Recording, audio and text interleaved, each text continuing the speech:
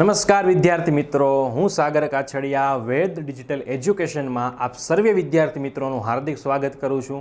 આજે આપણે વાત કરવાના છીએ ધોરણ 10 વિષય વિજ્ઞાન. વિજ્ઞાન નામ જ એટલું ભારી છે કે આપણને નામ સાંભળતા જ ગભરામણ અનુભવાય. તો હવે તમારે વિદ્યાર્થી મિત્રો ટેન્શન લેવાની જરૂર નથી. તમારી ગભરામણને દૂર કરવા માટે અમે તમારા માટે આવી ગયા છીએ.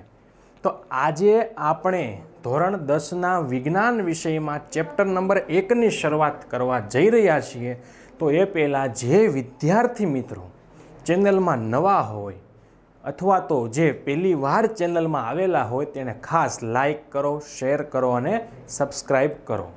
આ ઉપરાંત આપણા જે વિડીયો છે ને તે ગૂગલ પ્લે સ્ટોર પર તમારે જઈને લખવાનું છે વેદ ડિજિટલ એજ્યુકેશન.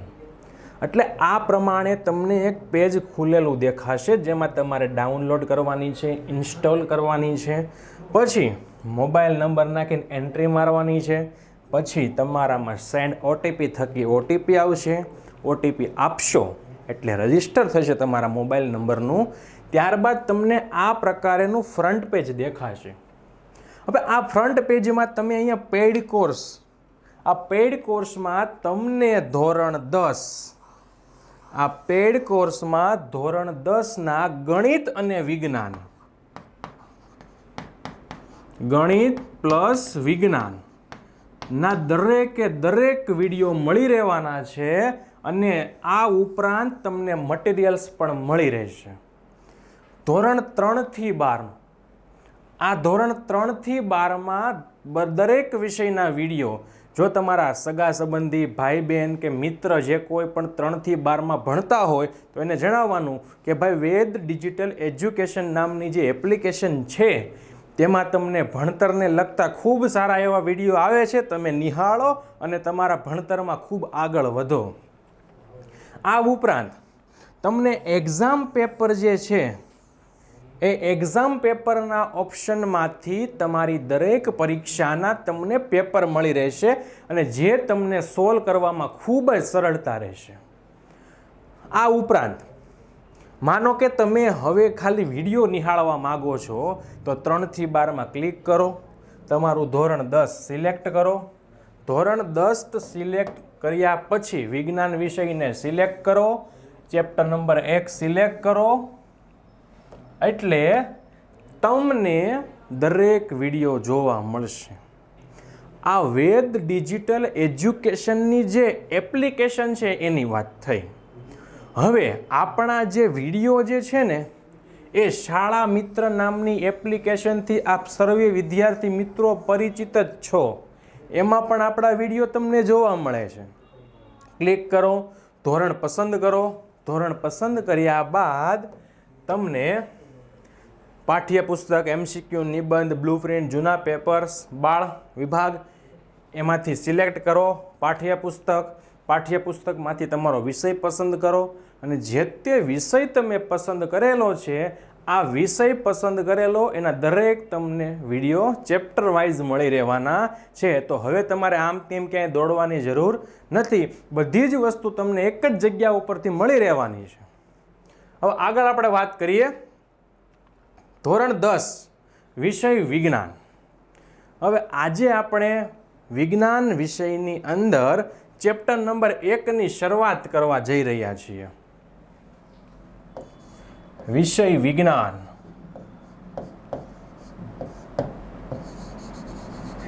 ચેપ્ટર નંબર 1 રાસાયણિક પ્રક્રિયાઓ અને રાસાયણિક સમીકરણો.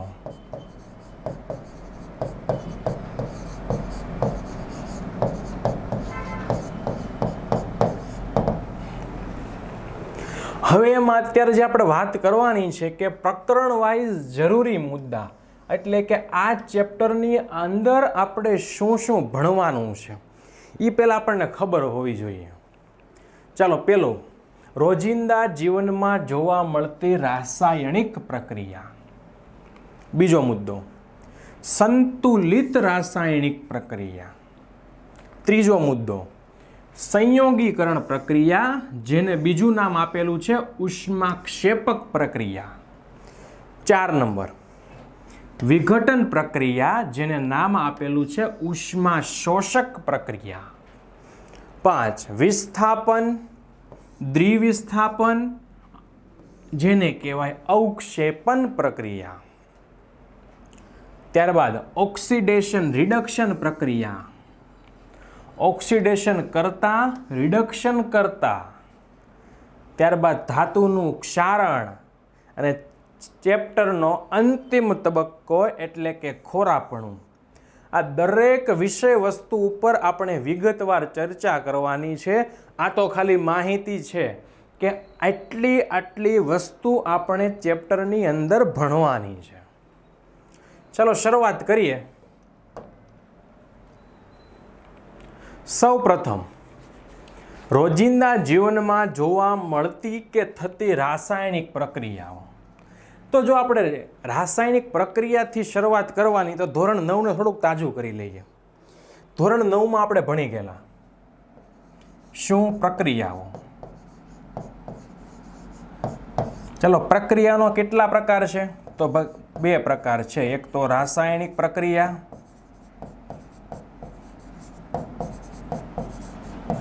અને બીજું છે ભૌતિક પ્રક્રિયા.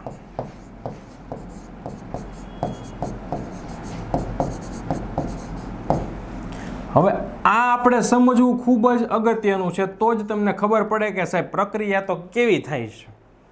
તો પહેલા આપણે વાત કરીએ ભૌતિક પ્રક્રિયા. ચલો ભૌતિક પ્રક્રિયા એટલે મારી પાસે આ પેજ છે, આ પેજને મેં ફાડી નાખ્યું, આ પેજને મેં ફાડી નાખ્યું, 4 કટકા થઈ ગયા.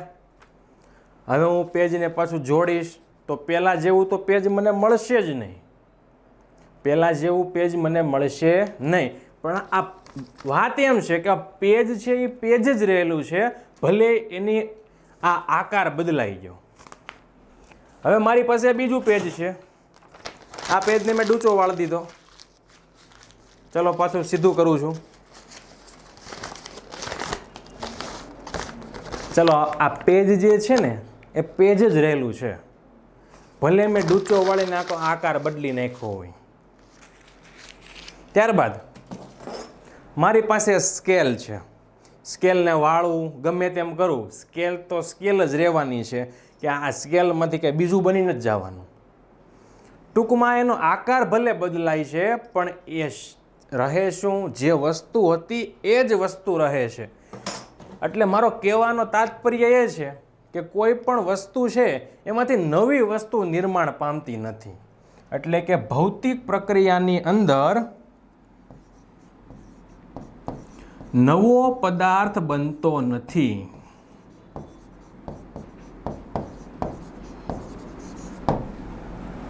ત્યારબાદ તેમાં માત્ર ભૌતિક અવસ્થાઓ, ભૌતિક ગુણધર્મો બદલાય છે.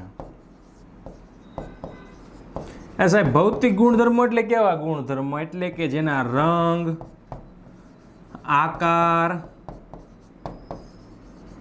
અવસ્થા બદલાય.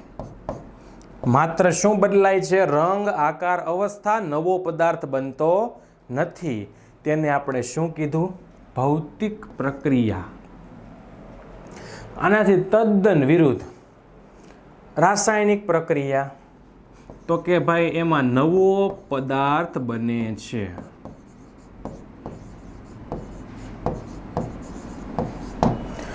રાસાયણિક પ્રક્રિયામાં કયો નવો પદાર્થ બને? એટલે કે 2 વસ્તુ ભેગી થાય અને એમાં ત્રીજી વસ્તુ બને. તમને ફોર એક્ઝામ્પલ આપું, ઉદાહરણ તરીકે કાર્બન પ્લસ ઓક્સિજન, તમને શું મળે? Carbon dioxide. તમારી પાસે હતું કોણ કોણ? કાર્બન અને ઓક્સિજન. તમને તેમાંથી શું મળ્યું? Carbon dioxide. તો કાર્બન પોતે એમ જ નથી રહ્યો કે ઓક્સિજન પોતે એમ જ નથી રહ્યો, 2 ભેગા થઈ ગયા. શું બનાવ્યું? Carbon dioxide. હાઇડ્રોજન વત્તા ઓક્સિજન શું બનાવે છે? H2O. હાઇડ્રોજન પોતે એમ જ નથી રહેતો, ઓક્સિજન પોતે એમ જ નથી રહેતો, પણ એમાંથી શું બનાવે છે? પાણી. હવે જ્યારે આ બે પદાર્થ ભેગા થાય ને અને એમાંથી જે આ ત્રીજો પદાર્થ નિર્માણ પામે છે એટલે એના ગુણધર્મ પણ બદલાય. આપણને બધાને ખબર છે કે હાઇડ્રોજન છે એનું કામ શું છે? સળગવાનું. ઓક્સિજનનું કામ શું છે? સળગાવવાનું. તો એમાંથી સળગવાનું, સળગાવવાનું આ બે પાછા ભેગા થઈ ગયા એટલે પાણી બને. પાણીનું કામ શું છે? ઠારવાનું. ગુણધર્મ પણ શું થાય છે? નવો પદાર્થ બને છે એના ગુણધર્મ પણ મિત્રો બદલાય છે.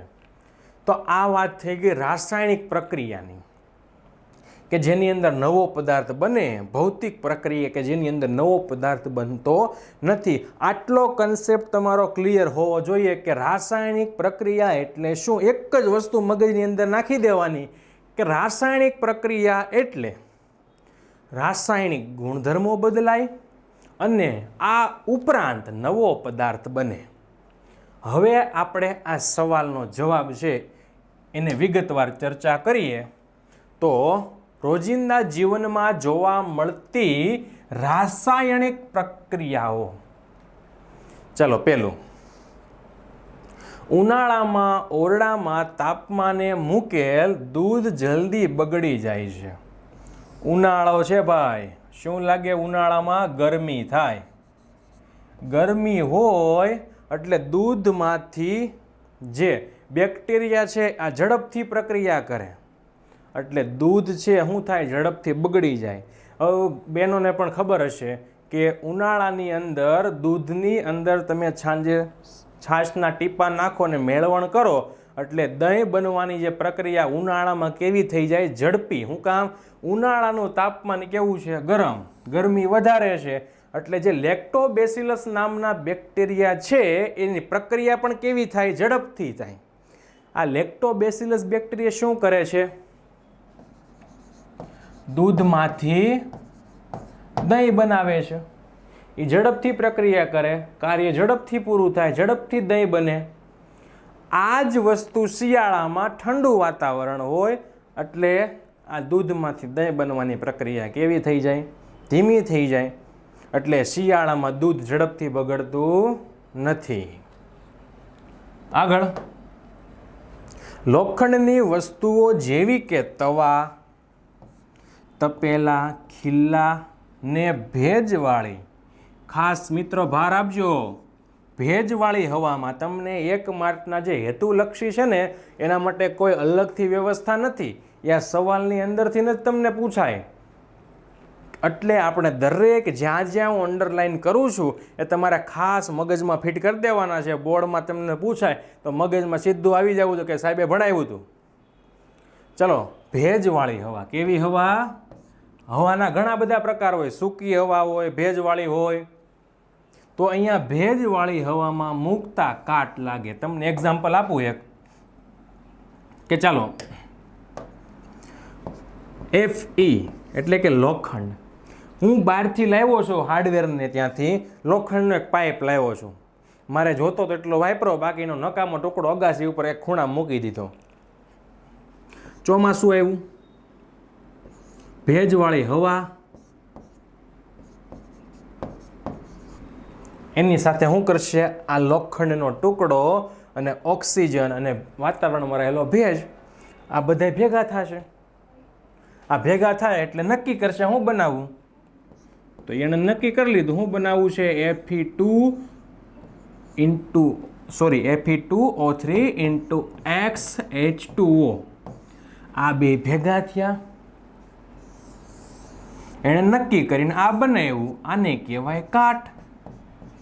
આને કહેવાય કાટ. મિત્રો, 1 માર્કના હેતુલક્ષીમાં ખાસ મોસ્ટ આઈએમપી ટીક કરી નાખજો. કાટનું અણુસૂત્ર Fe2O3 into XH2O. કાટનું અણુસૂત્ર Fe2O3 into XH2O. તો આ બે ભેગા થયા. આમાંથી શું બનાવ્યું? એણે કાટ બનાવ્યો. શું બનાવ્યું? કાટ. એટલે કે બે વસ્તુ ભેગી થઈ અને નવી વસ્તુ બનાવી. હું બનાવ્યું? નવી વસ્તુ, કાટ. તો આ કેવો ફેરફાર છે? લોખંડનું કટાવવું રાસાયણિક ફેરફાર છે. આગળ, ખોરાકનું રંધાવું. ચાલો, તમે માર્કેટમાંથી શાકભાજી લાવ્યા છો, સરસ મજાના સાફ કરી લીધા છે, શાકભાજીને કટિંગ પણ કરી નાખ્યું છે, અને કટિંગ કર્યા બાદ તમે શું કરો છો? ગેસ ઉપર મૂકો છો, ગરમ કરો છો, ઉષ્મા આપો છો. એટલે શું થાય મિત્રો? પહેલાં તમે ટમેટું ખાધું, એક્ઝામ્પલ આપું છું, પહેલાં તમે માર્કેટમાંથી ટમેટાં લાવો છો, ટમેટાં ખાવ છો, તો ટમેટાનો સ્વાદ તમને પહેલાં અલગ આવે છે. હવે એ જ ટમેટાને તમારે ગેસ ઉપર ચડાવવાનું છે, ઉષ્મા આપવાની છે, ગરમ કરવાનું છે, પછી રંધાઈ ગયા બાદ ટમેટાને ખાવ છો, તો તમને ટમેટાના સ્વાદમાં કંઈ બદલાવ લાગે છે? લાગે જ નહીં. કેમ નહીં લાગે? તો અહીંયા ખોરાક જ્યારે રંધાય છે એટલે કે તમે ટમેટું એને બહારથી ગરમ કરો છો, ગરમ કરો એટલે એમાં શું થાય? એમાં ફેરફાર થાય, સ્વાદમાં પરિવર્તન આવે.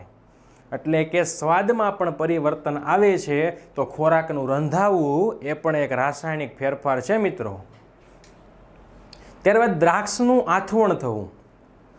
દ્રાક્ષનું આથવણ એટલે કે જે આલ્કોહોલની બનાવટ હોય ને એની અંદર દ્રાક્ષનું આથવણ લાવવામાં આવે. જેમ આપણી ઘરે ઇડલી ઢોસા કંઈ બનાવવાનું હોય, ઢોકળા બનાવવાના હોય, તો આપણે શું કરીએ છીએ? આથવણ લાવીએ છીએ. એવી જ રીતે દ્રાક્ષનું પણ આથવણ લાવીને આલ્કોહોલ બનાવી શકાય છે.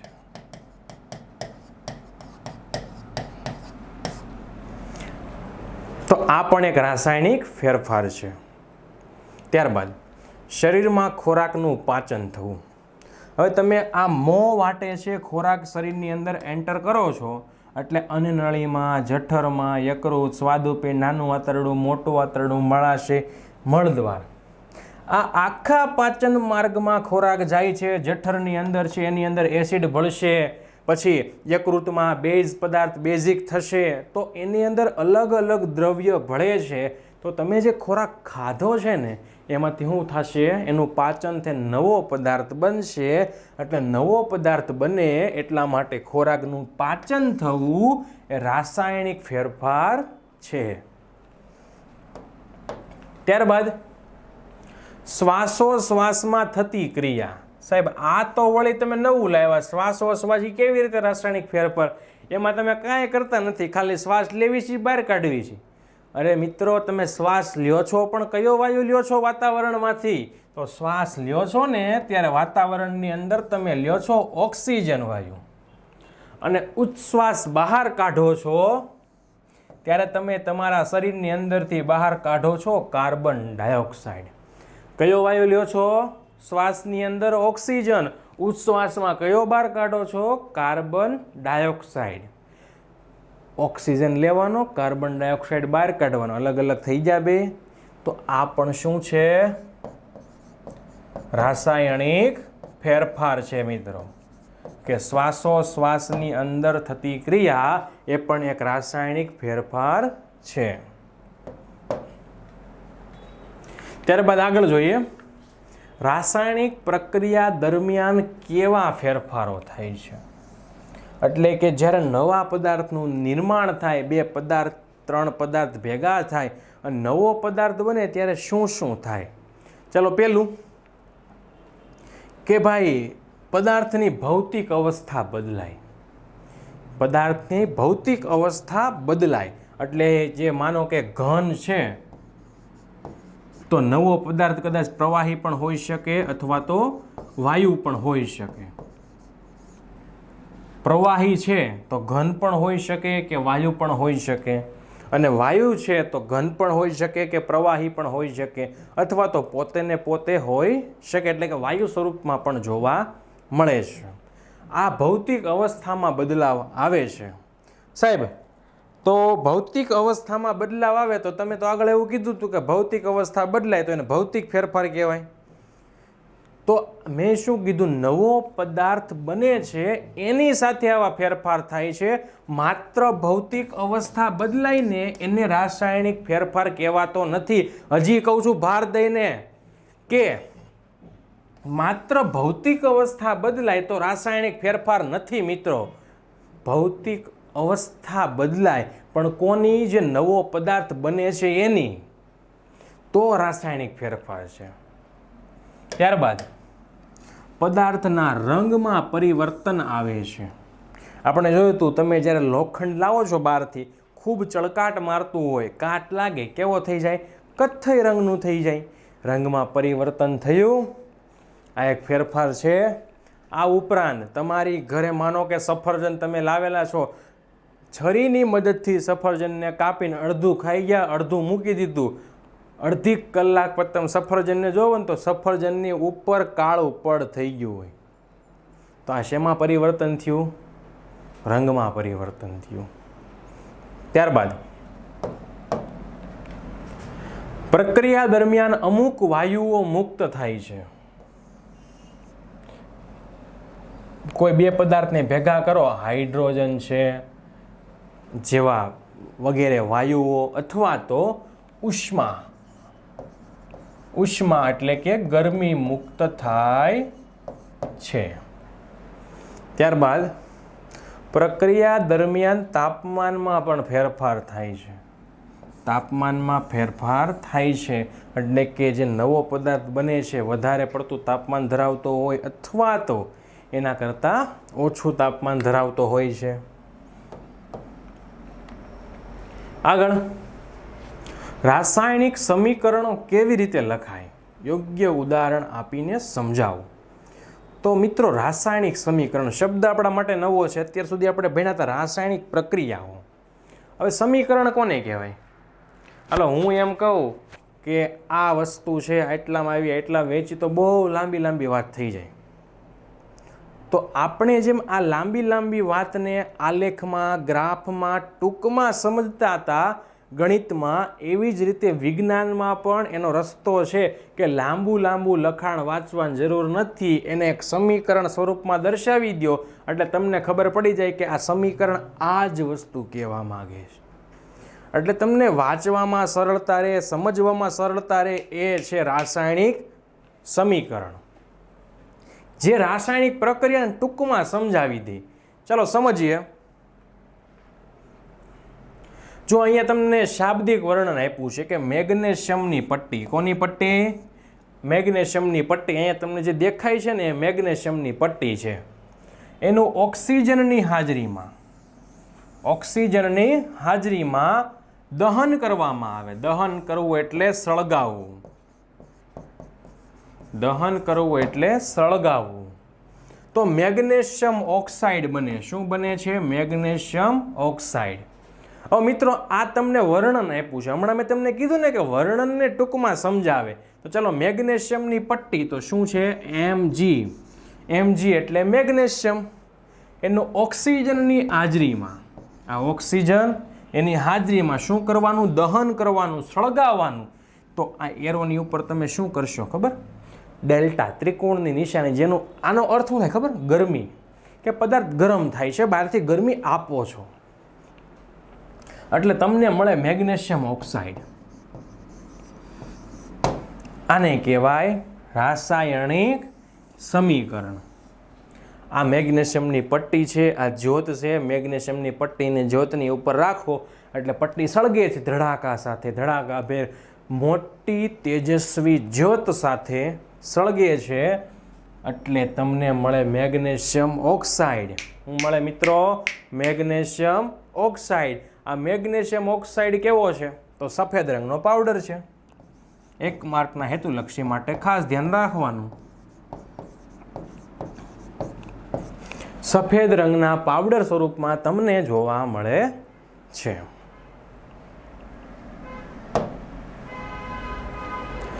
ચલો, હમણાં જે વસ્તુ આપણે લખી હતી સમીકરણ, એ જ સમીકરણ મેગ્નેશિયમ વત્તા oxygen gives MgO, magnesium oxide. હવે મિત્રો, આપણે સમજવાનું છે કે આ જે રાસાયણિક સમીકરણ અહીંયા લખેલું છે ને, આ રાસાયણિક સમીકરણ છે એમાં કોને શું કહેવાય? તો આપણે ક્યાં ઊભું રહી જવાનું? એરોની ઉપર ઊભા રહી ગયા. ડાબા હાથ ઉપર જે બધી વસ્તુ આવે ડાબી બાજુ એને કહેવાય પ્રક્રિયકો. જમણી બાજુ જે પણ કાંઈ વસ્તુ આવે એને કહેવાય નિપજો. ડાબી સાઈડ જે પણ આવે એને કહેવાય પ્રક્રિયકો. એટલે કે મેગ્નેશિયમ અને ઓક્સિજન આ બંને શું છે? પ્રક્રિયકો છે. અને જમણી સાઈડ છે MgO. આ MgO છે એ પોતે શું છે? એને કહેવાય નિપજ. ડાબી બાજુ પ્રક્રિયકો, જમણી બાજુ નિપજો. ચલો આ વાત થઈ ગઈ. હવે આગળ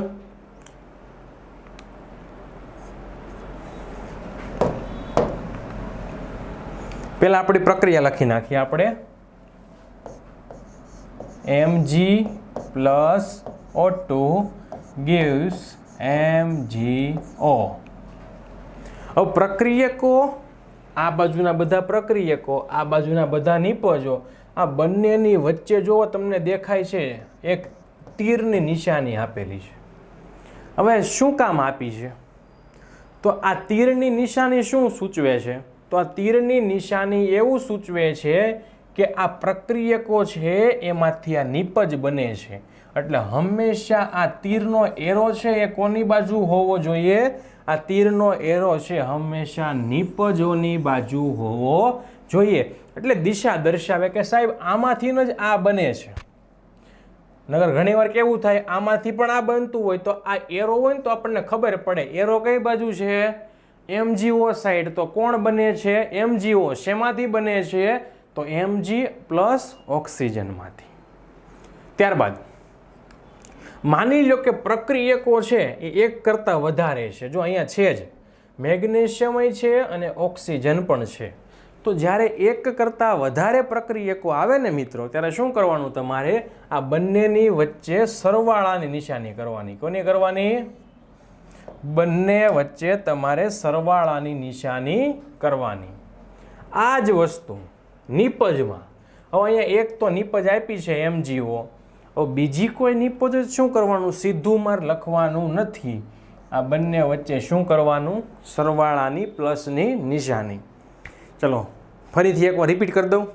ડાબી બાજુ પ્રક્રિયકો, જમણી બાજુ નિપજો.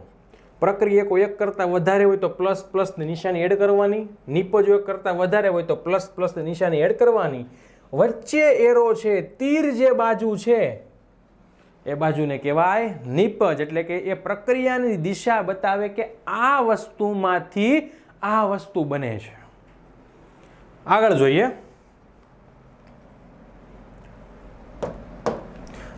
અસમતોલિત રાસાયણિક સમીકરણ કોને કહેવાય?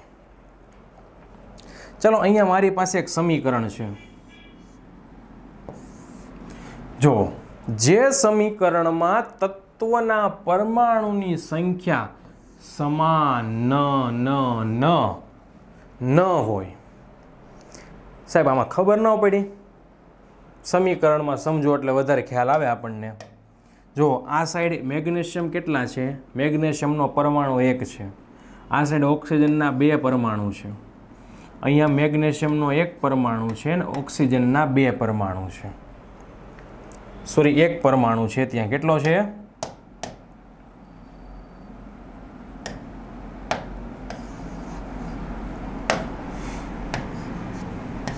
હવે જો આ બંને સાઈડ મેગ્નેશિયમ તો સમાન જ છે, એમાં કાંઈ ફેરફાર નથી.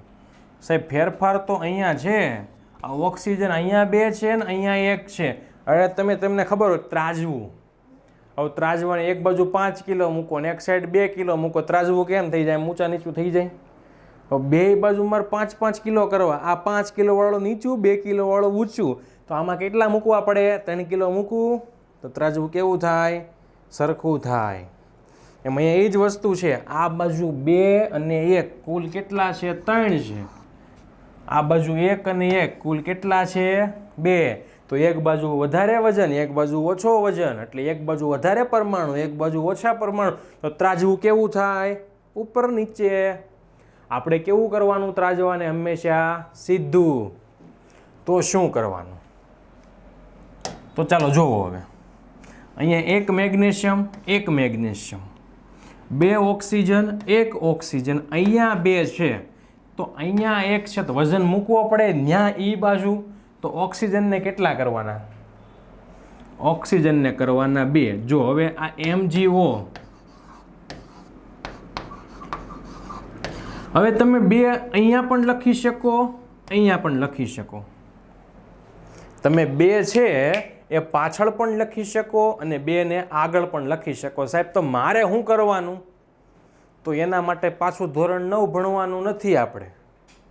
એના માટે પાછું ધોરણ 9 ભણવાનું નથી, પણ ધોરણ 9માં આપણે જે સંયોજનો આવતા એ સંયોજનો જોવાના છે એકવાર. ચલો પહેલાં તો સંયોજન બને કઈ રીતે એની ચર્ચા પહેલાં કરી લઈએ.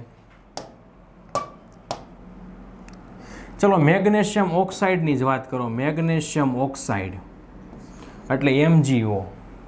હવે 2 ભાગ કરો એના, મેગ્નેશિયમ અને ઓક્સિજન. હવે સંયોજકતા જોઈએ આપણે. ચલો મેગ્નેશિયમ છે ને સંયોજકતા કેટલી છે? બધા ધોરણ 9 ભણીને આવ્યા જ છો અને બધા પરિચિત જ છો. તો આપણે કેટલી છે? +2. ઓક્સિજનની કેટલી છે? -2. સંયોજકતા બેયની સમાન હોય તો આ બેયને એકોયની વડે ગુણવાના નથી, સીધા શું કરી દેવાના ભેગા, એટલે શું બની ગયું? MgO. આવું સંયોજન બને. એટલે આ બંનેમાંથી જો સાહેબ અહીંયા તો તમે કીધું પાછળ મૂકો અને આગળ મૂકો, પણ આપણે નક્કી કરવાનું ક્યાં મૂકી શકાય, કયું સંયોજન સાચું છે. તો આપણા નિયમ પ્રમાણે, આપણા મત પ્રમાણે, વિજ્ઞાનના પ્રમાણે કયું બને છે? MgO. તો હવે મને કહો મિત્રો, અહીંયા પાછળ મૂકો તો હાલે કે ન હાલે? ન હાલે. શું કામ ન હાલે? જો આ મેગ્નેશિયમની સંયોજકતા કેટલી? +2. એકલા ઓક્સિજનની -2, પણ એની હાઈરે બીજો એક તમે 2 લખો એટલે અહીં કેટલા થઈ ગયા? 2. તો -2 ગુણ્યા 2 કેટલા થયા? -4. તો +2 ને -4 આવું તો કંઈ સંયોજન હોતું હશે? તો આ સંયોજન હાલે નહીં. આ સંયોજન હાલે નહીં. શું કામ? એકની સંયોજકતા +2, એકની -4. તો સંયોજન ક્યારે બનતા મિત્રો ખબર? કે બેયની સંયોજકતા સમાન હોય પણ ખાલી ને ખાલી નિશાની અલગ અલગ હોય. એકની +2 હોય, એકની -2 હોય, ત્યારે સંયોજનો બનતા. એટલે આપણે ખાસ ધ્યાન રાખવાનું, સંયોજનો તમને આપેલા ને બદલાવાના નથી. આ પાછળ 2 લખો તો આખું સંયોજન બદલી જાય. તો આપણે ખાલી ઓક્સિજનને વધારવાના છે. અહીંયા 2 છે તો અહીંયા 2 કરવાના છે. તો આપણે શું કરીએ? આગળ બગડો મૂકીએ. અહીંયા 2 ઓક્સિજન, અહીંયા 1 અને 2 ઓક્સિજન. એ સાહેબ અહીંયા જો તો મેગ્નેશિયમ કેટલા થઈ ગયા? 2 થઈ ગયા. અહીં કેટલા? 1. તો ન્યાય કરી દો 2. આ બાજુ 2 મેગ્નેશિયમ, આ બાજુ 2 મેગ્નેશિયમ. 2 2 4. અહીંયા પણ 2 2 4. ત્રાજવન પલ્લા કેવા થઈ ગયા? એકદમ સીધા. કેવા થઈ ગયા? એકદમ સીધા. હવે અહીંયા આગળ તમે બગડો મૂકો છે ને એટલે મેગ્નેશિયમની હારે ગુણાય, ઓક્સિજનની હારે ગુણાય, બધાયની સાથે ગુણાય. પણ ખાલી પાછળ મૂકો હોય તો કોની હારે ગુણાય? ઓક્સિજનની હારે. તો આપણે હંમેશા સમીકરણને સમતોલિત કરતા હોય ત્યારે ક્યાં ગુણવાનું? પાછળ કોઈએ ગુણવાનું નથી. હજી કહું છું, પાછળ કોઈએ ગુણવાનું નથી. હંમેશા ક્યાં ગુણવાનું છે? સંયોજનની આગળ. તો આ વાત થઈ ગઈ અસમતોલિત સમીકરણ હતા, એમાંથી આપણે એને કર્યા સમતોલિત સમીકરણ.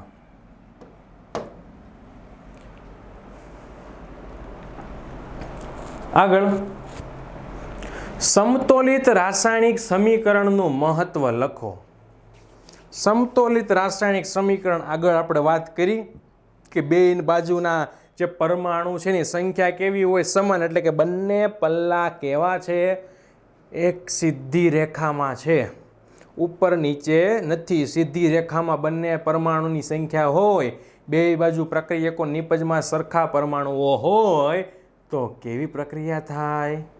સમતોલિત પ્રક્રિયા થાય.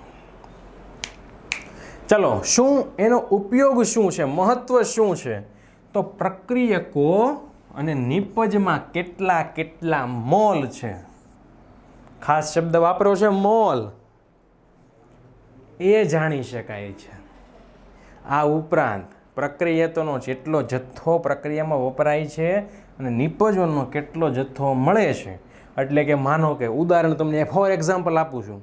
મારે ઉનાળો છે, એનર્જી માટે પીવું છે લીંબુ શરબત. મન થાય પીવાનું, તો મેં મીઠું નાખ્યું, ખાંડ નાખી, પાણી નાખ્યું, બાકી છે કાંઈ? હા, લીંબુ તો બાકી જ રહી ગયું, લીંબુય નાખ્યું. લીંબુ, મીઠું, ખાંડ, પાણી ચારેને સરસ મજાનું હલાવ્યું અને બની ગયા. એટલે ઉપરથી નાખ્યો બરફનો ટુકડો, થોડીક વાર પાછું હલાવ્યું, સરસ મજાનું ઠંડુ લીંબુ શરબત બની ગયું.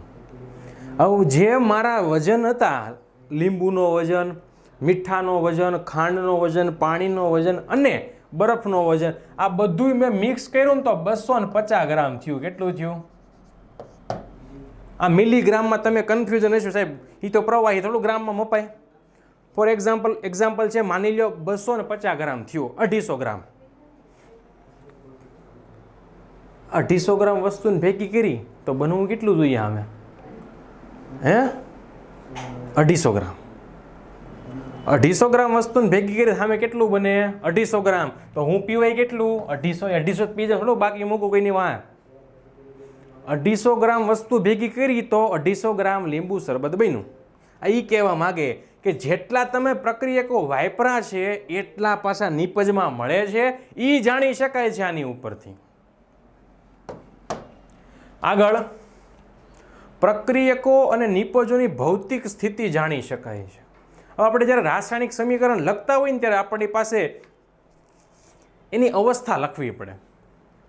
જો આપણે અમે સમીકરણ લખ્યું હતું કે Mg+O2 એમાંથી તમને મળે છે MgO, તો આપણી ભૌતિક અવસ્થા પહેલા જોવી પડે. ચાલો, સોલિડ તો એને કહેવાય ઘન અવસ્થા, લિક્વિડ તો એને કહેવાય પ્રવાહી અવસ્થા, ગેસ તો એને કહેવાય વાયુ અવસ્થા, અને જો જલીય દ્રાવણ હોય તો એને કહેવાય એક્વાયસ.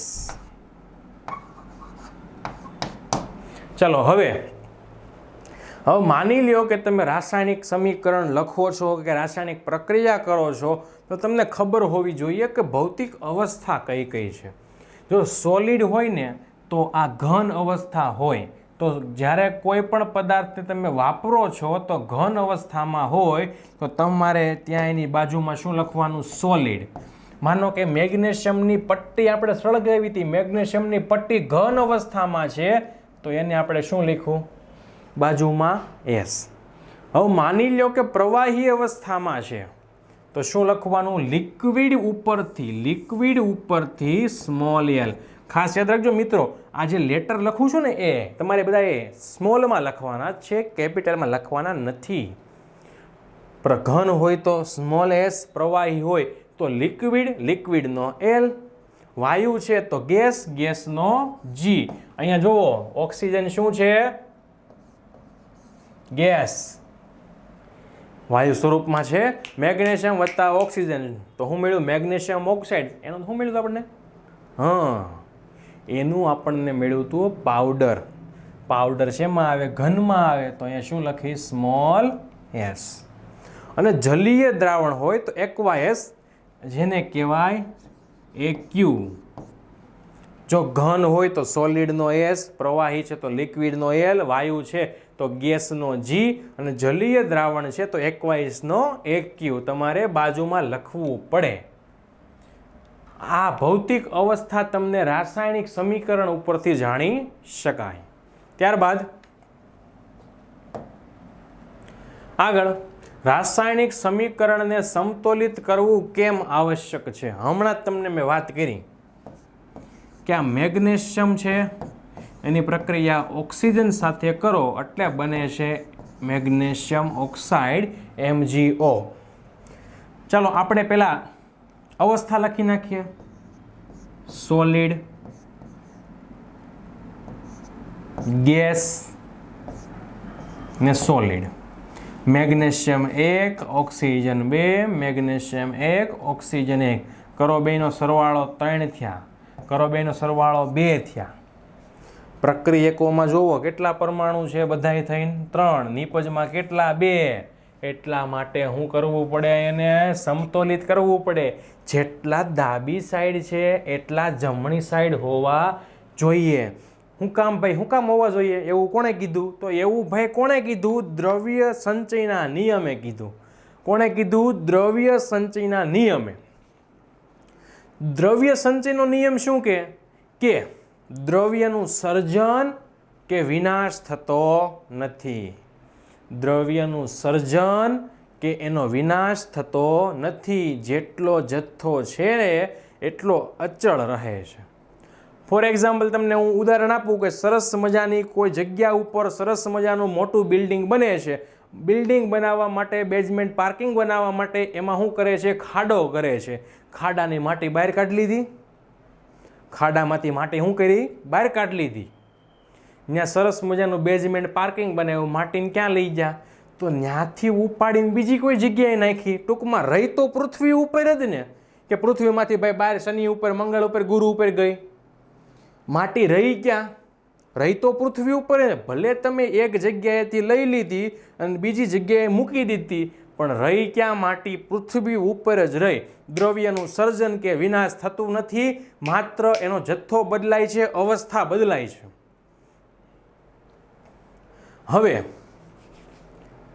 જોઈએ આપણે વિગતવાર કે સમતોલિત રાસાયણિક સમીકરણમાં પ્રક્રિયકો અને નિપજો બંનેમાં તત્વ કે પરમાણુની સંખ્યા સમાન હોય છે. બે બાજુ સમાન જ સમાન કરવી શું કરવું પડે? અહીંયા 2 વડે ગુણી જો. મેગ્નેશિયમ 2, ઓક્સિજન 2, 2 ને 2 કેટલા થયા? 4. મેગ્નેશિયમ અહીંયા 2, ઓક્સિજન 2, 2 ને 2 કેટલા થયા? 4. 2 બાદ 4 4 સમાન થઈ ગયા. મેં હમણાં વાત કરી દ્રવ્ય સંચયનો નિયમ, સર્જન કે વિનાશ થતું નથી. એટલા માટે આપણે શું કરવી પડે છે? પ્રક્રિયાને સમતોલિત કરવી પડે છે. ખાસ યાદ રાખજો કે પ્રક્રિયાને સમતોલિત કોના કારણે કરવી પડે છે? દ્રવ્ય સંચયના નિયમને કારણે કરવી પડે છે. જેથી પ્રક્રિયકો અને નિપજના દળ બંને કેવા રહે છે? એક સમાન રહે છે. ત્યારબાદ પરિણામે રાસાયણિક સમીકરણોમાં રહેલા પ્રત્યેક તત્વના પરમાણુની સંખ્યા બંને બાજુ સમાન રાખવી પડે. હમણાં જોયું આપણે magnesium plus oxygen 4, magnesium oxide 4, બે સાઈડ 4 4 સમાન પરમાણુ હોવા જોઈએ. આથી રાસાયણિક પ્રક્રિયાને સમતોલિત કરવી પડે. હવે તમને પ્રક્રિયા આપી છે ઝીંક, એની પ્રક્રિયા થાય છે સલ્ફ્યુરિક એસિડ સાથે.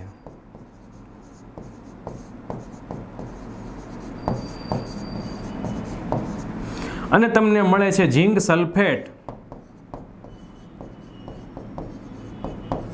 વત્તા હાઇડ્રોજન વાયુ. જો અહીંયા ઝીંકના પરમાણુ કેટલા? 1, હાઇડ્રોજનના 2, સલ્ફરનો 1, ઓક્સિજનના 4. કુલ 4 ને 1 5 ને 2 6 ને 1 7 અને 1 8. કુલ કેટલા થયા? 8. સામે ઝીંકનો 1, સલ્ફરનો 1, ઓક્સિજનના 4 અને હાઇડ્રોજનના 2. 4 ને 2 6, 6 ને 2 8. જુઓ, ડાબી સાઈડ પ્રક્રિયકો, જમણી બાજુ નિપજો. તો પ્રક્રિયકો 8, નિપજના પરમાણુ પણ કેટલા છે? 8 છે. પ્રક્રિયકના પણ 8 છે, નિપજના પણ 8 છે. તો આ પ્રક્રિયા કેવી કહેવાય?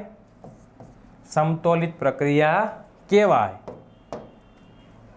તો આ સાથે આપણે ચેપ્ટરનો ભાગ 1 પૂર્ણ થાય છે. ફરીથી આપણે મળીશું નવા વિડીયોમાં નવા ભાગ સાથે. અસ્તુ. જય હિન્દ, જય ભારત.